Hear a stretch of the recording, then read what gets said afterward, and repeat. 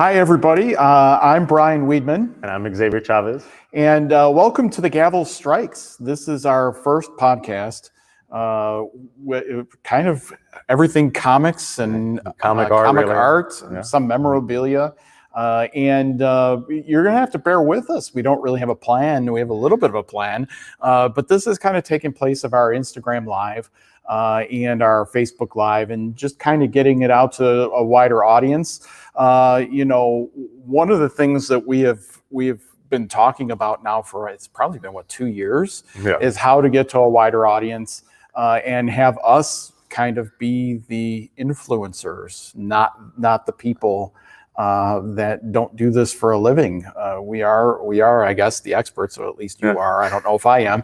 But since we are the experts and we do get to see things that most people don't get to see on a daily basis, we just want to bring that stuff to you and show you, every other week, kind of the things that we pick out. And down the line, we never know how this will evolve. We kind of have an idea for today, but. And again, it's still on Instagram and it's still on Facebook Live. So we're kind of going everywhere. We're going to have an audio podcast with this. We're going to have a YouTube podcast. We're doing kind of everything. The YouTube video is going to be placed later tonight. So anybody can see it if they weren't able to see it live right now. So great. We will at some point start bringing in guests at everything. But today we just wanted to keep it somewhat casual, kind of keep it like we were comfortable with Facebook Live and Instagram Live. But one of the first things that I wanted to do, and I kind of talked to Xavier about this, is kind of go over what Heritage does. For those of you out there, especially on YouTube, who've never seen Heritage or seen an auction, we kind of want to go over what it is we do for a living. And so without further ado, I guess that would be what we're going to do. Xavier and I are what we call consignment directors. We're responsible for bringing in product to sell for a client. On behalf of a client. On behalf of the client. Now, this is different than a person walking into a local comic shop and saying, hey, how much will you give me for my collection? And the comic shop, which you used to be a manager of, by the way. And I used to own one. Used to own one, yeah. And then paying as reduced of a price as possible, because that's how the comic stores have to survive, is making that larger profit.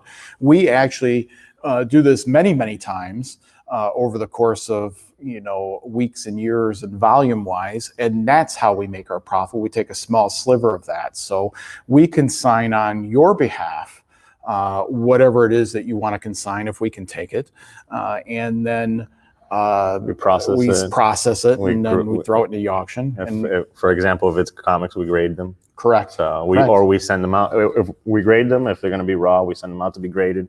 If they're going to be CGC or CBCS, we place them in an auction. We schedule the auction. We've done auctions ourselves where we've been in charge of how the auction is curated and how everything is placed in that auction. So. Right.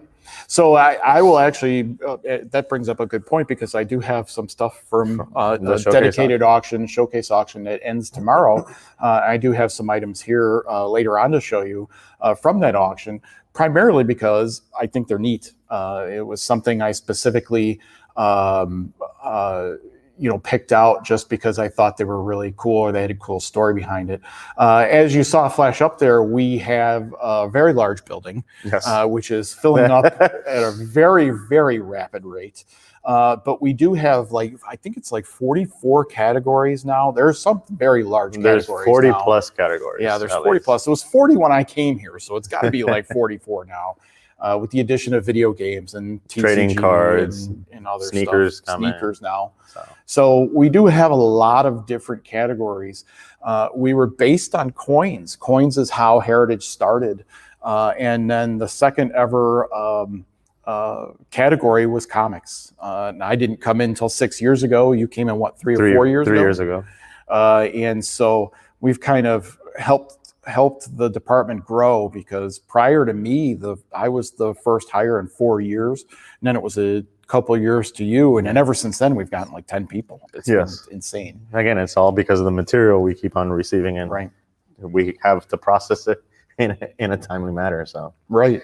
So saying that, you could always reach us, either myself or Xavier, or you can go to the ha.com website and start up a conversation. Usually we ask for pictures if you've got comic books, at least so we know what we're talking about, whether we can take it. We can't take everything. I promise you it's impossible. If we took everything, we would literally get nothing done. And I have a hard time getting stuff done as is, because again, processing comics is a time-consuming, very time-consuming, and I always have to get stuff in. So that's part of it's a very fine balance. Value and amount of comics and stuff like that, or comic art or toys or any kind of memorabilia that is in the comics world. So tell you're about to branch out somewhat into the toys, right? You're in the process of doing that. Tell us a little bit about that. Again, right now we have two major collections of toys. One of them being the Mark Friedman Turtles collection, which is the man responsible. He was considered the fifth turtle. He was responsible for getting the licensing from Kevin Eastman and Peter Laird and creating all the toys and licensing material that we know as what became the Turtles. He was even part of the movies and stuff like that. And we have his collection, which was sent to be graded. And now it is basically the focus of the first toy auction that we're going to be holding. There's another major collection of sports. There's another collection that has a little bit of everything as well, and we're going to be sending out soon consign now emails for other graded and high-end toys that anybody else would like to consign. So that's part of what we do when we're making an auction or making a new category. So we try to find the best, or at least a focused collection like the Mark Friedman collection, and we build it from there. So, and some point to saying that we don't typically release a consignor's name. We're very, very confidential. We have to be very careful about that. We are allowed, because of the scope of this collection on who it is, because of the provenance of it, we have special permission to use his name. Correct. And 99% of the time we don't use 99% of the time we don't use names. But again, there are particular collectors or collections that are famous enough where the people that own it will have what we call a tagline, and everything from the Mark Friedman collection, you can actually type up his name and it will pop up everything that we have sold from his collection. And that's another cool thing about our website, is that we don't hide who we are or what we do. Or every single thing we have ever sold is still on the website. You can see what it's sold for.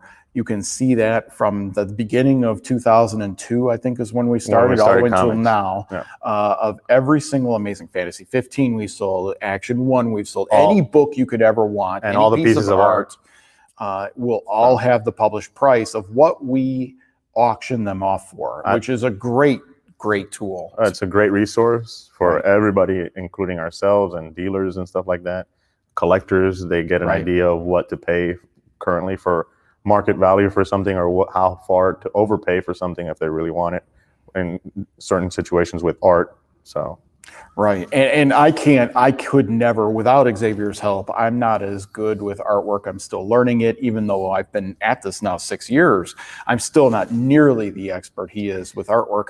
I have to use that continually. If I get a client in that has artwork, I'm constantly using our website to evaluate what the items might go for. And again, I use it a lot too, is there's so much art, and there's so many time periods of art. There's so many creators that created art and people that were prolific, not only comic books, but I will get into that a little bit later with some of the strips. Again, there was a lot of newspaper strips, and there was a lot of artists that created a lot of strips.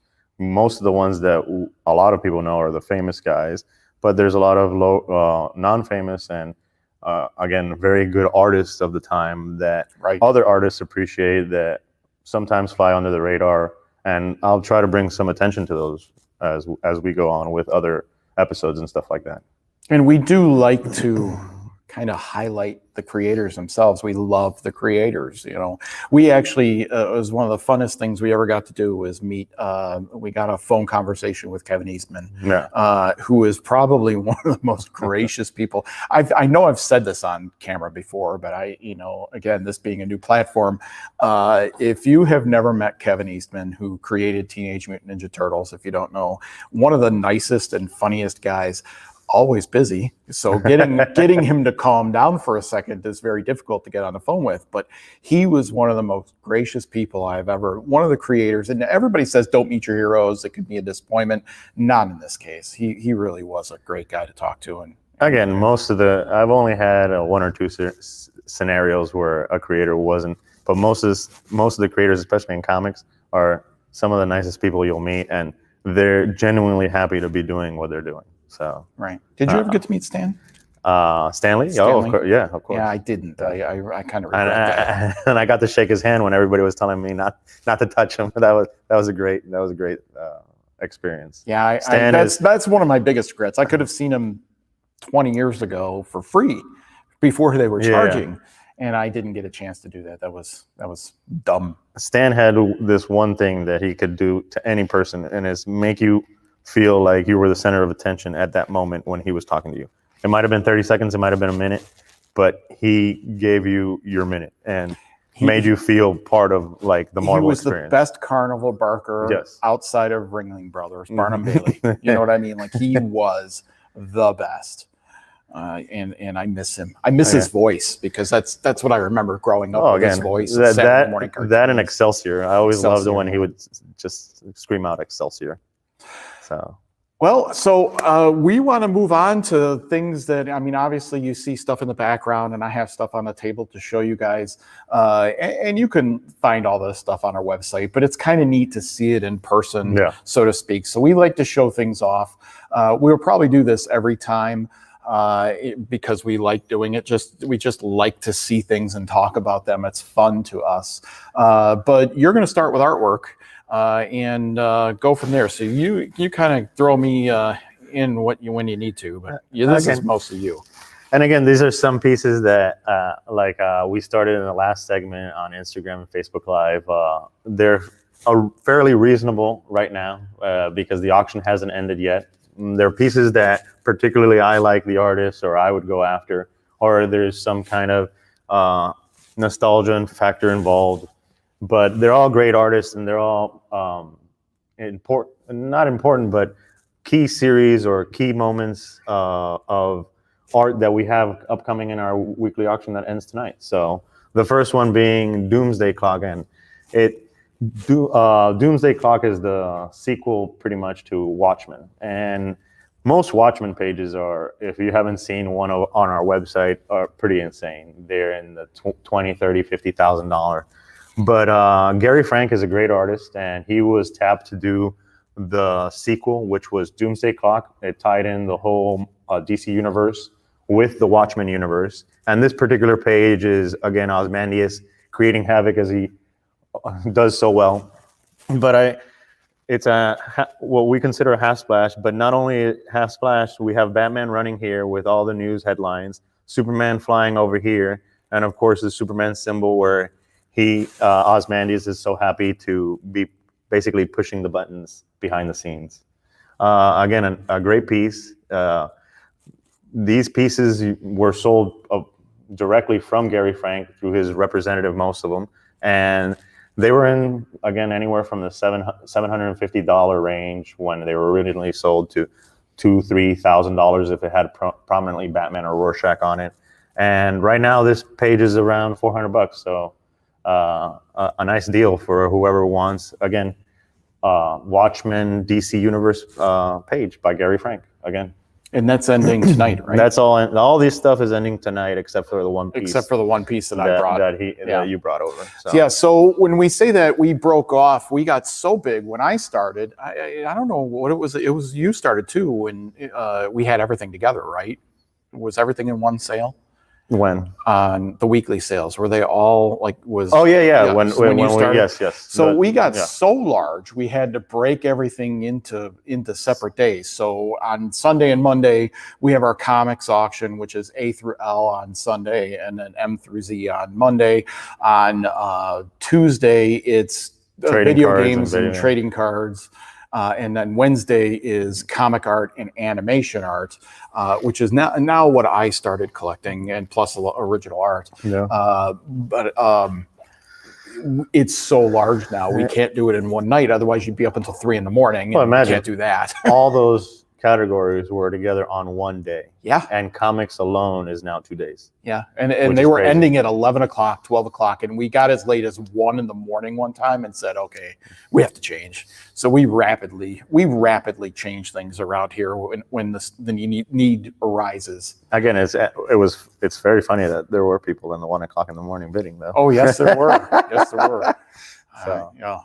Again, so the next piece we'll go to is, so another thing that we've been highlighting, or at least I've been trying to highlight when I've been advertising or marketing art, is there's a lot of Netflix and streaming series shows that are based on comics, and a lot of people don't realize that they were based on newer comics by Image or something like that. Particularly one that I recently saw on Netflix was The Old Guard. This particular series is Powers, which was a streaming series on, of all things, the PlayStation Network. And it's a nice London comic supercon piece by the creator of Powers. And it's just a piece that TV series, like I said, and Netflix series all have derived a lot of shows and things from comic material that a lot of people just, again, don't realize. And this is one of those that I don't, since it was on the PlayStation Network and it was a show, it wasn't on Netflix or Disney Plus and stuff like that. So not a lot of people might know the series, but it was a fairly good sci-fi series that lasted 2 seasons. So, did you get to watch any of it? I got to watch a couple episodes, and again, it's fairly true to the series, especially with the main characters. So. Is it fun? It's fun. Yeah, it's always fun. Again, all these. I'm not a Siskel and Ebert critic, so as long as I enjoy and am entertained by the show, I think that they accomplished what they had to accomplish. If you don't know me, which you get to know me, I am one of those Siskel and Ebert critics. So, and again, I hope to at least find 1 or 2 pieces every week or in the signature that I can highlight as a Netflix or streaming series piece. That would be cool. So. Yeah. Hopefully we have them. Sometimes we don't get things. Sometimes we do. And if nobody notices, I'm going from newest to oldest as I'm going through the art. Really, the back piece is older. Well, than the not. So you did that because just it's huge. Okay. So this particular piece is by a newer artist that I think he's very talented, Julian Tedesco, and this is another Comic-Con program cover, and this is actually the poster right behind it that shows the colored version and all the characters. And one of the reasons that I picked this piece is because of all the characters from all the different franchises. We have Alfred E. Newman from Mad, we have Conan, we have Iron Man from Marvel, we have Batman, we have R2-D2, Spy vs. Spy, and it's just Betty Boop, Corto Maltese. Like, again, there is so many different franchises on this piece, and it's just a great summer scene, especially now with the Texas summers here. If you don't know, so 2 weeks ago it was 105 to 110 every day, and now this week it's 105 to 110 every day. It gets cooled off when it gets to 100. Yeah, they said a cold front ran through last week and it was 90, I think 95 or something like that, and it did not feel like it was cool. I'm from Chicago, so I know cold, and I thought when I was young I could handle the heat. I love this stuff, but now it kills me. It's brutal. So again, Tedesco is a great new artist with a lot of detail in his work. Full pencils, nothing with little X's where they tell the inker to fill it in digitally or afterwards. And again, just a great piece with all the characters that you could possibly want from all the different franchises. Now So, you collect art. yes. You And like I said, these are a lot of pieces that I would personally go after. but you don't like so pencils. I hate pencils. That's the thing about Xavier. He likes art, but he hates pencils. He'd rather have it inked. I get that, but I think the pencil, the original graphite drawing, is so beautiful. It's ridiculous. And again, I will definitely make certain exceptions, like him. If Kirby's pencils, if anybody's ever seen Kirby's pencils, they are phenomenal. The detail in his pencils is sometimes lost because of the inkers, and particularly because of Vince Coletta, which is not one of his best inkers.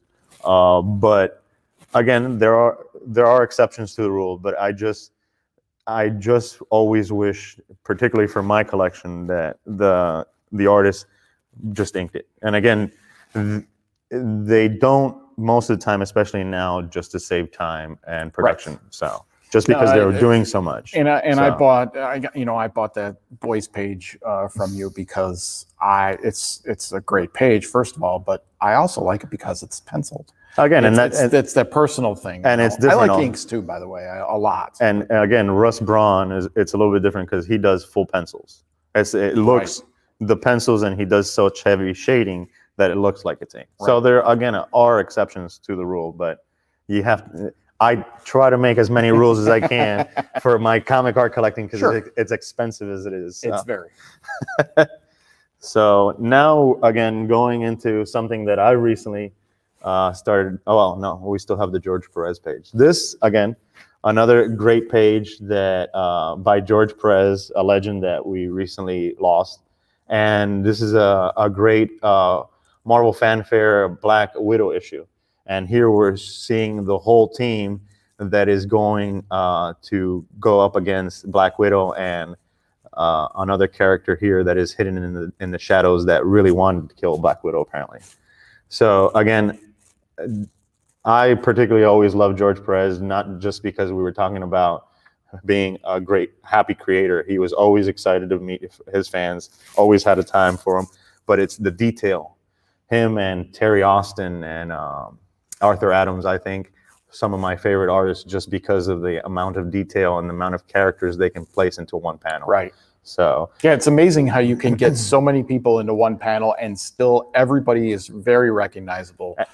And George Perez was such a talent that during the Justice League Avengers series where he drew, I think it was almost 300 characters onto one wraparound cover, he actually got carpal tunnel syndrome. And he was able to draw with his other hand. That's crazy. And the talent that requires is just incredible. He was an artist in every sense of the word, and this is a great example of his artistry. Look at the sea. Look at all the detail of the bubbles and stuff like that. And that takes an insane amount of time. And then it takes a double insane amount of time because you have to ink it. And the patience. And yes. It does take a crazy amount of time. So this is why we bring, these are the reasons we bring these things to you, because we get excited about them just looking at them and we get to see them. And again, and we love them. And we love them even though they're not ours. And the background info also. Right. Because again, a lot of this stuff is part of history to a certain extent. So it is. So again, here is recently I've been getting into some strip art just because the superhero stuff is so expensive and strip art comparatively is reasonable. And this is another piece that at the moment is extremely reasonable compared to the other. Because you aren't, I am tonight. I didn't even know it was in. So this is a daily by Bob Montana, which is one of the more famous, or if not the most famous artists for Archie. And this particular piece, you will find two pieces in our current auction. One piece is Archie and Veronica at a tea party, and Jughead crashes the tea party. And this one is Veronica letting Jughead stay over. The tea party one is at, I think, $1,100 or $1,400, and this one is under $100. So again, same artist. Stop highlighting that out there. I want this. Same artist, Same time period. With Veronica in a bathing suit, no less. Veronica in a bathing usually suit. the key to having it explode. And a great Jughead's joke where he's just washing his socks. He's not really taking a swim. Again, great piece at an insanely great price. And hopefully it's not going to last that long, especially after this podcast. No, you're a jerk. I just want to point something out. We are laughing about this, but there is something. Tommy, can you bring that last thing back up? There we go. So one thing you need to look at is the live proxy bidding. So a lot of consigners, or a lot of bidders, I mean, like to play their hand close to the vest. And so they will put in a proxy bid, meaning they're going to put in a secret bid that will not show up until the item goes live. Until the lot goes to auction. Until the lot goes live, and it goes live, period. Onto the hammer. Okay. And so that's why you see a major jump increase every time you're watching the live auction, is because a lot of people put in those proxy bids. Those are their top amounts. So if I put in, let's say, a $200 bid as a proxy bid, and somebody puts in a $300 bid, it'll execute when this goes live all the way up to my 200 and then one more to let that person take over the lead. It won't show it up now. If you put $300 right now as a proxy, nothing. You will see nothing. It will still show up as $78. Correct. And so what I'm assuming has happened there. It's possible. There's a lot of proxy bids on that. I particularly bought this one because of the two that we have in it, and the large, and the one's really high. huge discrepancy in price. Right. So. But anyway, that is a possibility for a reason. We don't have fire sales here, by the way. Not at all. If you haven't really looked through our archives and watched our live auctions, we don't sell things at a discount. We sell things at way above. We set the prices. And again, we're the ones who do it. And like I said, this right now is at $78. Once this goes live, you're going to just see the numbers keep on going up and going You're up. a jerk. Mind you, it'll still probably be cheaper than the other one. I don't know about that. I don't know. It'd be funny. Are you taking an over or under on that? It'll be funny if this one gets more expensive than the other. I bet you that goes up really high. I'm betting it's well above 500, if not 750. Okay, so here we have another strip, and this particular one is a Superman strip by Wayne Boring from the, if I'm not mistaken, it's from the 40s. And when do you see a Superman piece from the 40s that is around $2,000 with him and Mitzelplate? And Mitzelplate. Again, great ink wash on this duotone board, and this particular board, it was treated in a process that you could put some chemicals on a brush, and that's why you get this shading that comes out on Superman. It's called Zipatone. Well, no, Zipatone this is duotone board. That's duotone? Yes, Zipatone is the little plastic. The film, yeah. It's the film. It is this is all hand done, and it's a special treated board that you do a chemical process, and it comes out as an ink wash. Yes. So again, another great strip from the 40s, Superman of all things, and Superman pages from the 40s. We just sold an action page for $20-something thousand. Yeah. So this is a tenth of the price. So, right. That's a good piece too. Yeah. Especially because it has flick in it. Faster than a speeding train. So leap and bounds. Yeah. I mean, what more do you want? That is a great piece. I'm surprised that's not in the signature. So it's a good piece. And again, this one I brought over because it's a Prince Valiant Sunday to show the size of these. And again, fairly reasonable. These usually are in the $20,000 to $30,000 range. Right now, this one's sitting under $10,000, and it's in our weekly auction. Which again, these are usually insane. Usually these are always in the signature auction.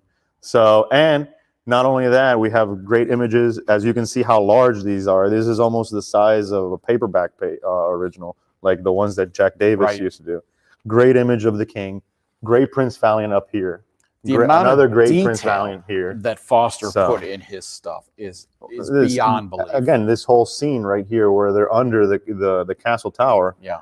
Look at all the detail. Look at it. It's just random detail that most artists today, to save time, wouldn't put in. And this was, again, works of art that were created for the newspaper and stuff like that. So another piece that Currently, it's very reasonable compared to all the other ones, and who wouldn't want a Hal Foster and Prince Valiant? Yeah, right. So, and that could easily be, be taped together with archival tape to make. And even this can be, again, you can take it to a paper conserver, and they can clean all that up and make it look brand new, basically. So, you want to go to this or the one you go to the one? I'll go. Yeah. So, the final piece for me, at least, is a very nostalgic piece for me, and it's this Al Jaffe back Mad cover folded, and we've had several of these. We get them kind of regularly from the estate or from the collection, and it's just a piece that I personally have. I've owned 3 of them in the past. I kept one, and it's just nostalgic to me. It's a cover. It's a back cover. They're painted. And when I was a kid, the first thing that I would go to in the grocery store is get the Mad magazine, and I could care less about everything else. I'd go to the back cover. I'd go to the back cover, and I wouldn't bend it. I'd carefully lay it so I can see what it was. And then once I saw what it was, I'd just put the Mad magazine back on the shelf. So if you don't know what this image is designed to do, if you fold it a third this way and a third this way, it comes up with another image. So and you're supposed to line that image up. So there's arrows. This is kind of the lining up of where it's supposed to fold. And Jaffe is actually the only one that's ever really done something like this. Mm-hmm. And the process to doing this is a very interesting process if you've ever seen, where he lays out sheets and does one side of it and then does the other side so you can see the image and then completes it. So it's, again, a very fun piece. He's super famous for it. He is considered the longest living working cartoonist because he did this until the age of, I think, 98 or 99 when he retired. And He only retired because Mad magazine stopped being printed. So again, an amazing piece, very creative, and in the style that he's the only person that really ever did these, and they were mostly always colored. So it's just a fun piece to have, and like I said, very nostalgic for me. So yeah. Okay, well, that's the end of Xavier's picks. I kind of, my kind of segment is my picks also, but why I love these, or why you should too, I guess. I like history. I like history a lot. I like the reasons behind things. It's just one of those things with me. I'm one of those people that believe that you're doomed to repeat things if you don't learn from history. So I've always liked history in my life. I know a lot about World War II. I know a lot about certain things in history that for some reason I gravitated to, especially with comic books. In Golden Age comics, they really got their kick during World War II. They were used as a propaganda tool. And then in the 50s, they were used against people, so historically comics have been in our psyche since 1938, 1939, when Action Comics came out, and they have taken off in some fashion ever since, and they ebb and flow just like anything else. I'm showing you this. This is an X-Men 107 page. I never bring things out for the signature sale this early.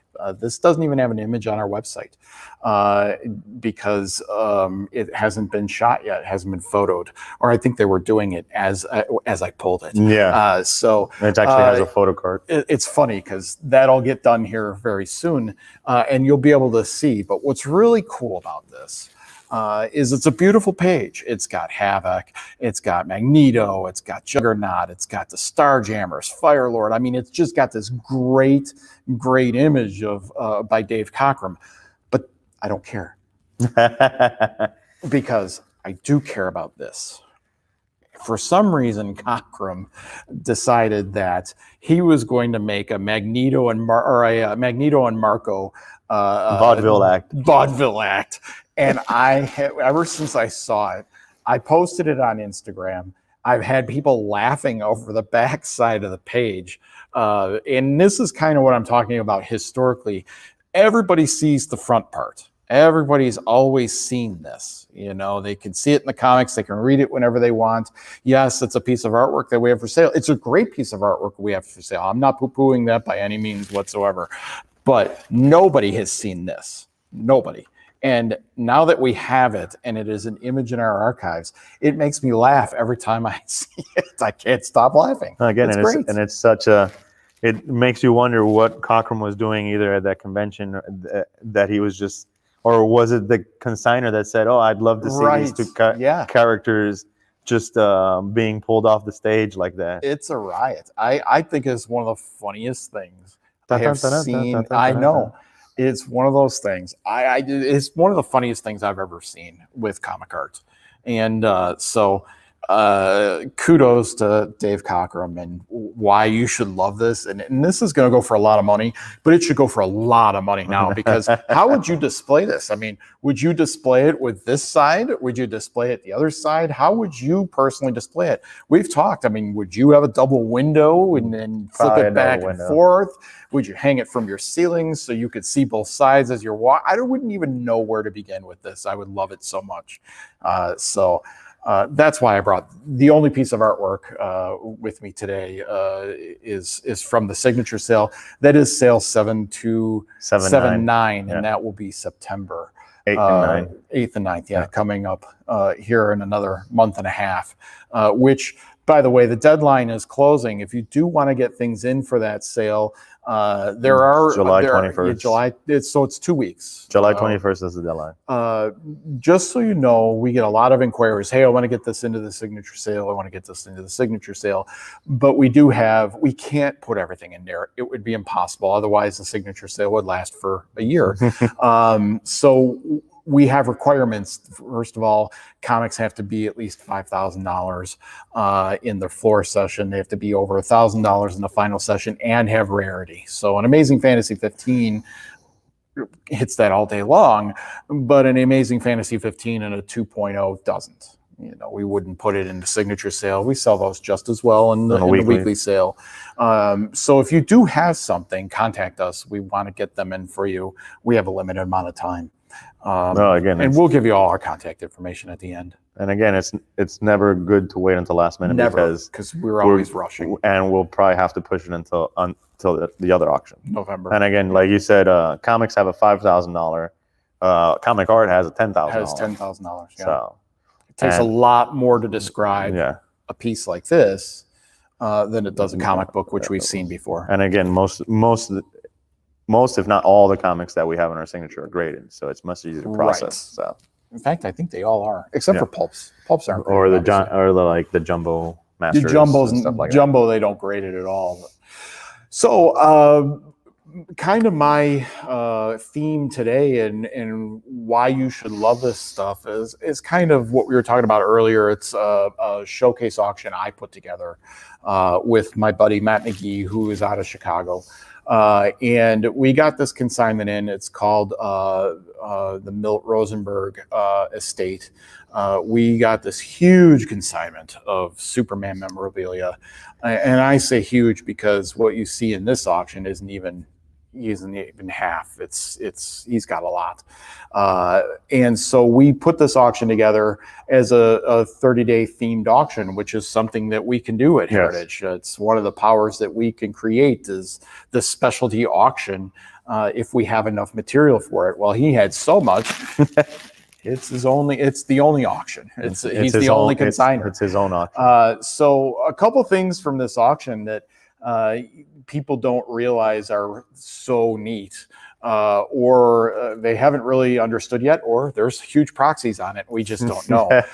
One of the things that I thought, it blew me away because they created a Captain Marvel or Shazam at the time. You know, it's Captain Marvel back in the 40s sweatshirt with this material. But this is a Superman swath of material. It's a test print of what they were then going to make the sweatshirts out of. The Superman sweatshirts. Of the Superman sweatshirts. And I don't know if they ever did that and because they made the Captain Marvel, which has the same pose, but this is at a ridiculously low price to me right now. Like historically, this is probably the only one that exists. I can only imagine that this is a test print. Is probably the only one that exists. Good luck finding the sweater, by the way. And if the sweater even exists, and it doesn't have holes in it, it's not ratty, this is the only image that you would get of that sweater. And so it blows my mind that people haven't realized that yet, that how important historically that is. Now, what's funny is, well, for Superman, that's the thing. For Superman, so, yeah. What's funny is we do have a Captain Marvel sweater.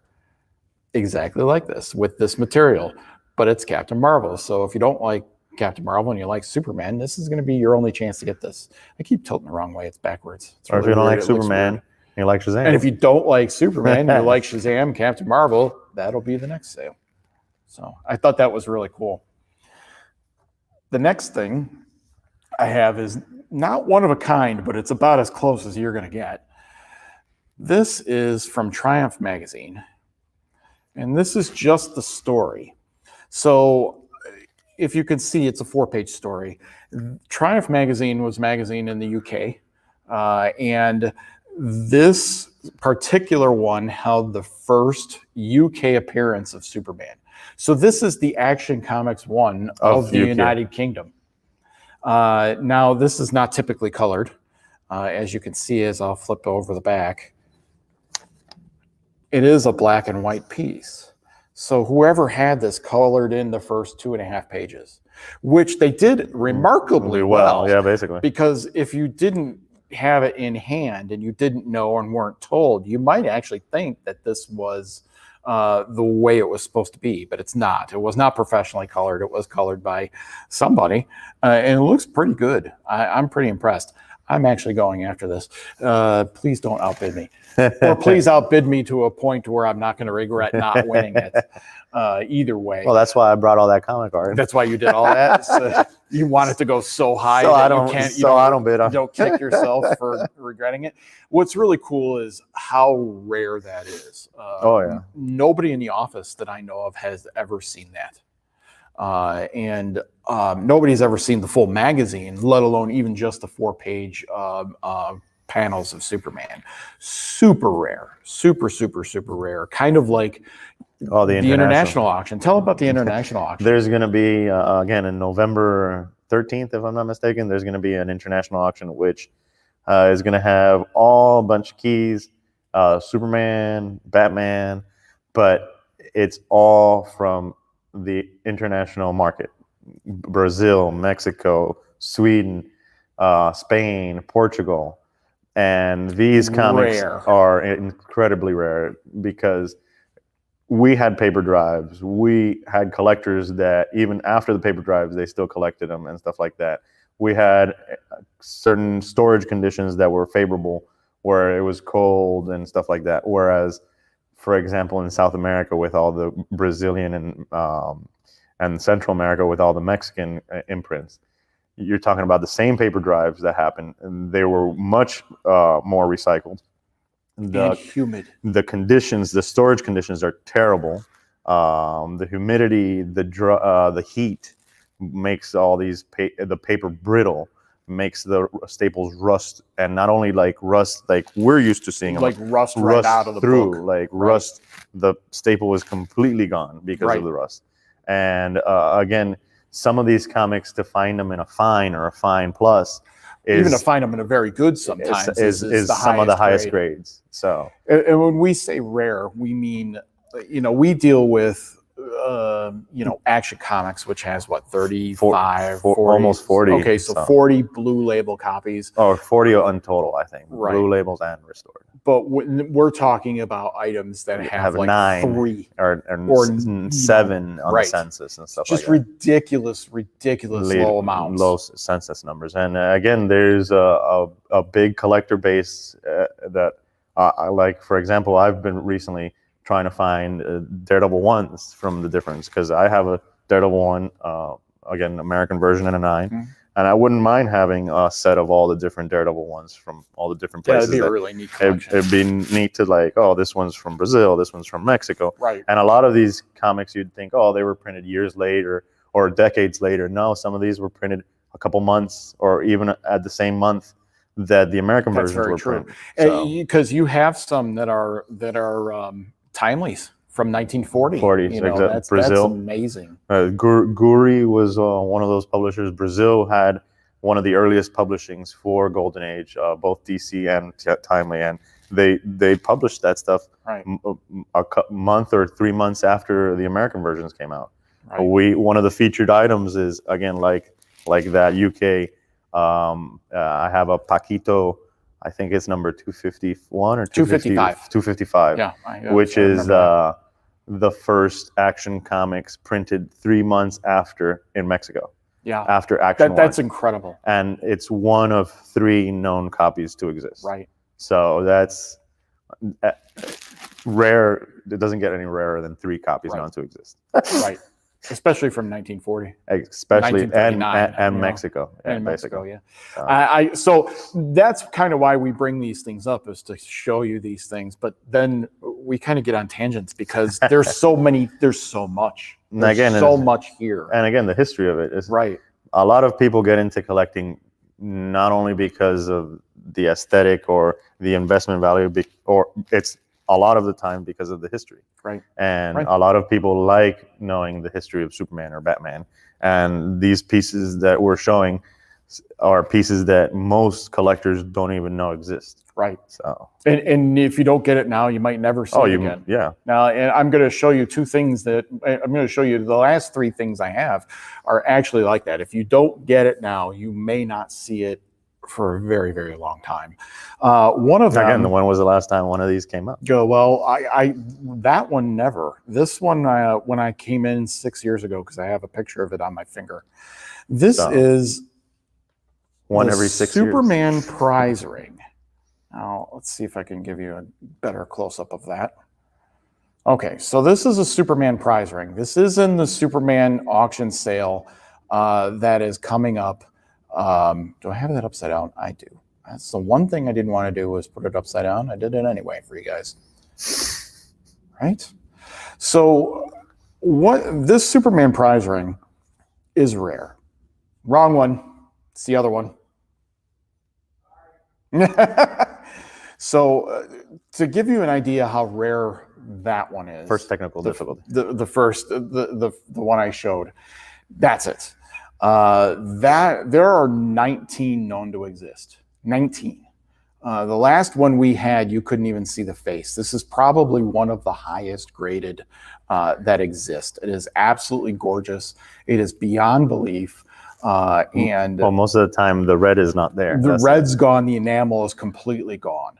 The fact that Milt had this it blew my mind. And so what's really cool is I didn't know about the other one.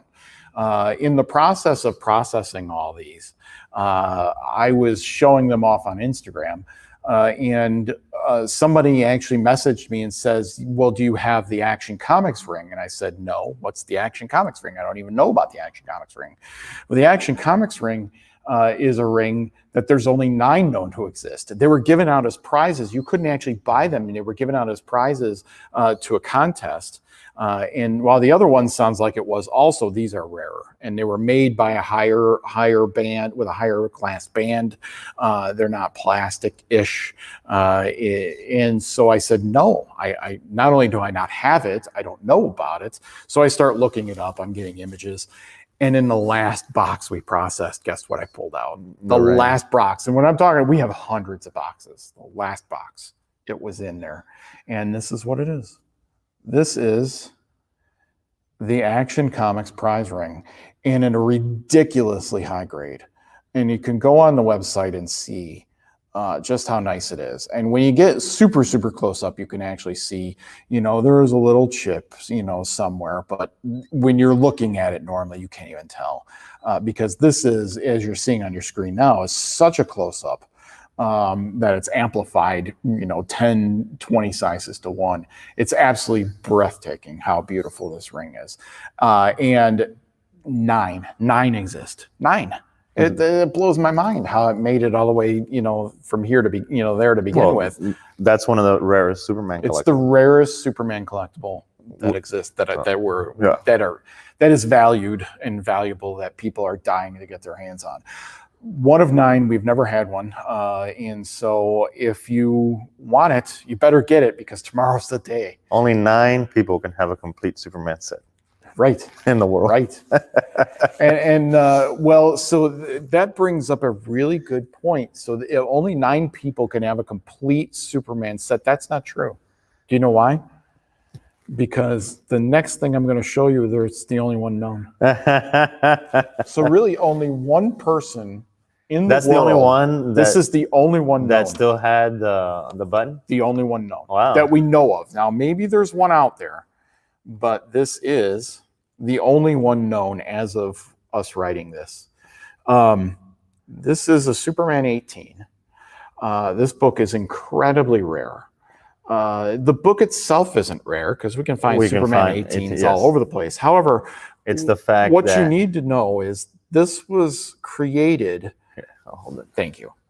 This was created as a complimentary issue. You can see the sticker on it with the button through the cover. And the button's rare. The button's rare to begin with. But the button's through the cover, it's the only copy known to exist with the button still on it.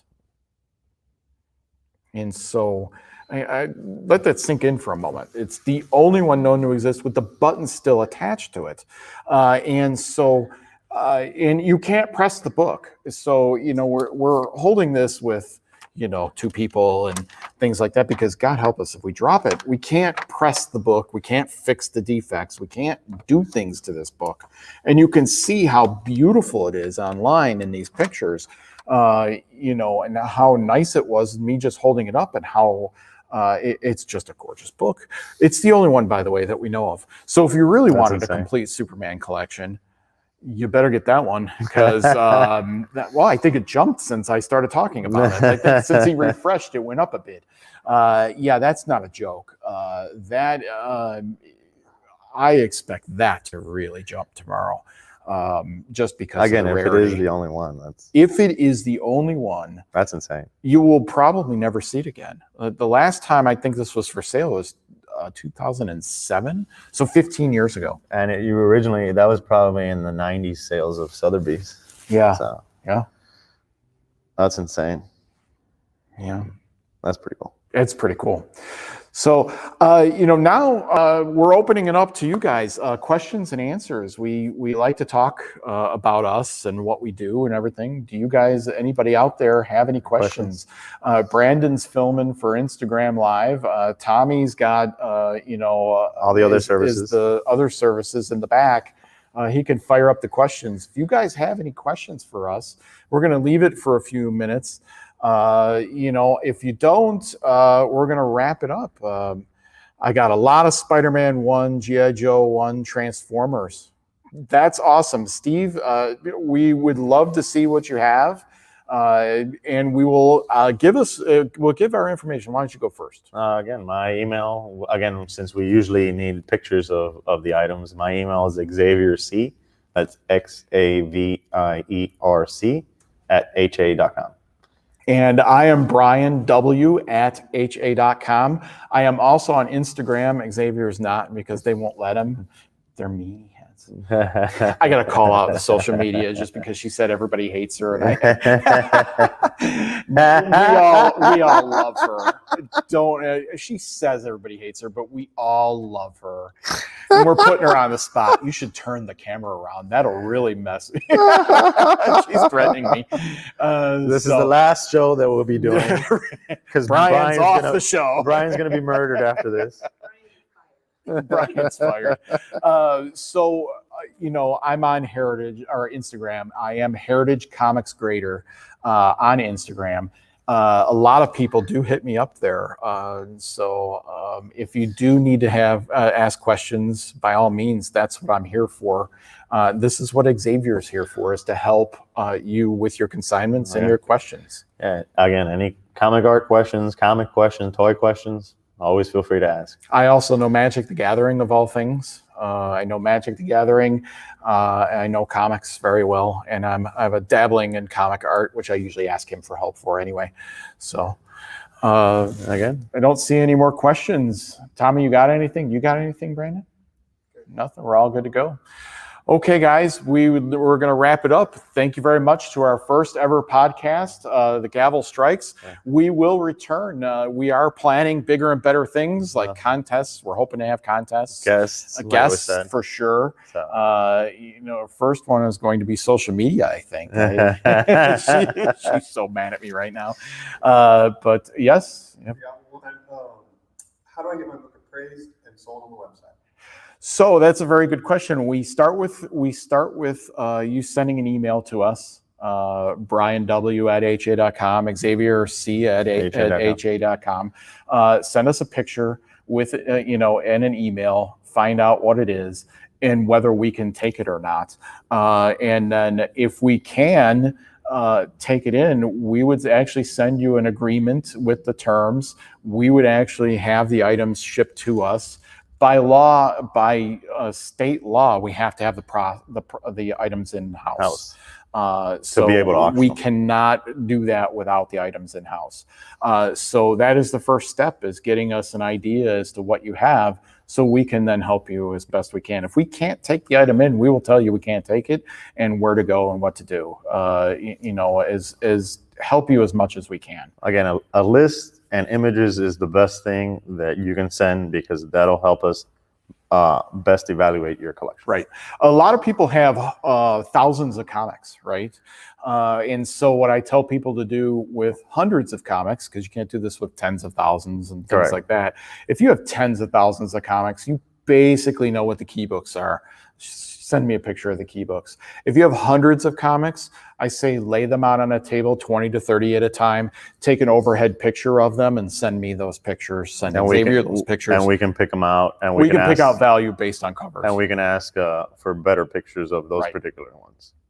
Okay, that's really important. We know the covers of almost every book that was created from 1939 to 1938, all the way through to. We might not remember the numbers, but we'll remember the covers. I don't know. I might remember the numbers too. So up until you hit about the 1990s, and then I'm lost. I say I'm a image guy. So. Yeah. So, but we can get you those answers. We do get a lot of questions for Action Comics 1, Detective 27. Yes. Those were reprinted. So those were we reprinted know a lot. ways of knowing the difference. If you have that book, we can tell you what the differences are. We know what it is. So a real one versus a reprint is millions of dollars of difference. And if you have a Action 1 or a Detective 27 that looks like the size of a page of art, that's a reprint. That's a reprint, yeah. For sure. So, what if you're skeptical about sending it through the mail and us not receiving it? How does that work? We have satellite offices that if you live in a state or a city that is close to one of those offices, you can drop it off. If you have a collection that is worth $100,000 or more, we will fly out there and see your collection and pick out the value and bring it back with us. I've put total 150. 100,000 is kind of pushing it. You can get to 100,000 pretty easy now. But again, it's just mostly for one book or two books. I say don't worry. And now I say don't worry. And now, of course, I'm knocking on wood here that it shows up. I have one package that has been lost. I'll be totally honest about that. That is FedEx. That is UPS's problem. I've never had a FedEx package lost so far in 6 years. In answer to your question, the reason that we ask for shipping to be done the way we do it, and we send you shipping instructions. We send you shipping instructions and labels. I usually pay for my clients to have the items sent to me, because then it's under our insurance, because then I know exactly what I'm getting, and then also because if something happens to it, we have to pay for it. It's not your loss. That is important to me. These are your items at all times. When the consignment process isn't me buying them from you, it is not Heritage buying them from you. They are your books. And so getting them here as safely as possible is what we work on doing. I will send you labels. You have to box the items up. I can't, do everything for you, but I can tell you how to box the things up. We can explain that as best as possible. And that's why we give an insurance value on Right. on the items. Right. So how do we guarantee that a book is genuine when we get it? And have we ever had fakes get through? That's a question we just got. How do we guarantee? Well, there aren't any knockoffs of Action Comics 1. So there are reprints, and so we know how to identify those reprints. There are very specific telltale signs on the cover of an Action 1 or Detective 27 that tells us what a reprint is and what a real one is. That is not a knockoff. Nobody has come up with. That's not true. Huh? The international market has fakes. Now the international market, well, and so is TMNT1 and Cerebus one. They have, but with the Cerebus one, for example, the fake is so popular that it actually has value. And same with the TMNT1. The international market, again, there's a lot of Lebanese comics that will have fakes, and we can tell that because of the paper quality and certain printing stuff.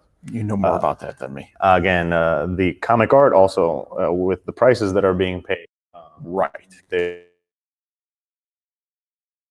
Comic art sketches also are questionable at times. That's why provenance is very important with sketches or commissions. And with published pieces, it's fake because of the line work. Right. Again, we take a lot of scrutiny on these pieces.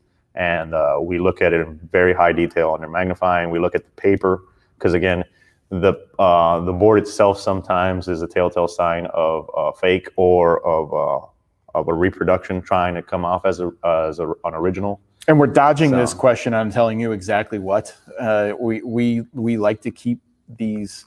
We like to know these for ourselves, specifically because then we can identify it. We don't want people knowing why we know these, why we know it's a fake. We can do it's a fake, and we will tell you that we do not believe it's authentic, and we will not be able to take it.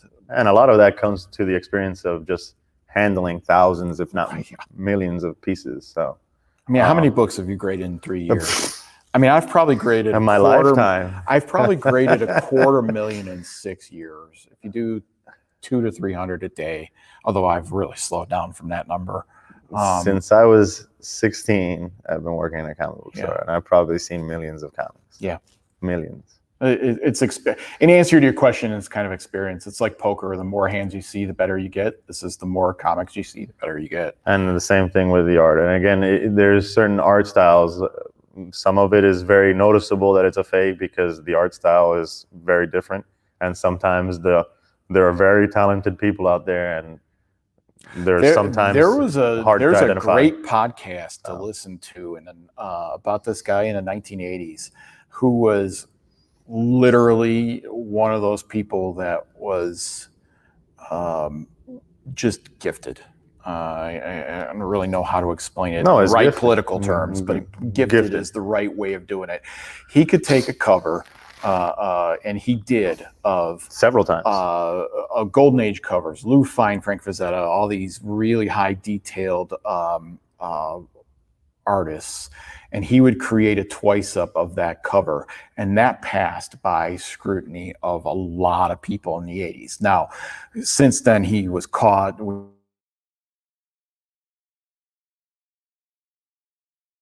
A lot of being said, he wasn't doing it to be malicious.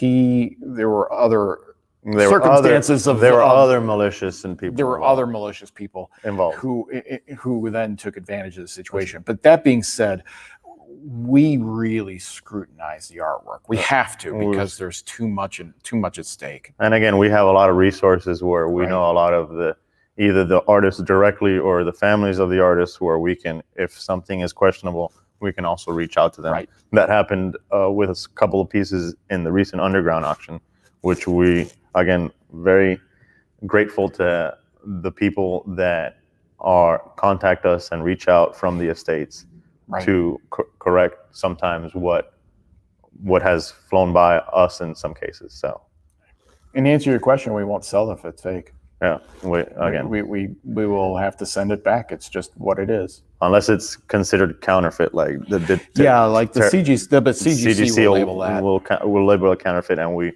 will accept those. But For example, the Lebanese international comics will not be graded, and they are considered fakes. Any other questions out there for us? Okay, well, thank you very much, everybody, for joining us on our first ever podcast.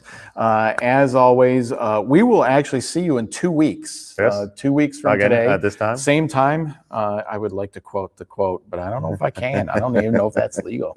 Same bat time, same bat channel. You know, that sort of thing. It's not. I snuck it in anyway. It's not copyrighted. Like, let's get rid of one. So, thank you very much for joining us. I am Brian Wiedman. And I'm Xavier Chavez. And we will see you in 2 weeks, hopefully. Thank you and good night.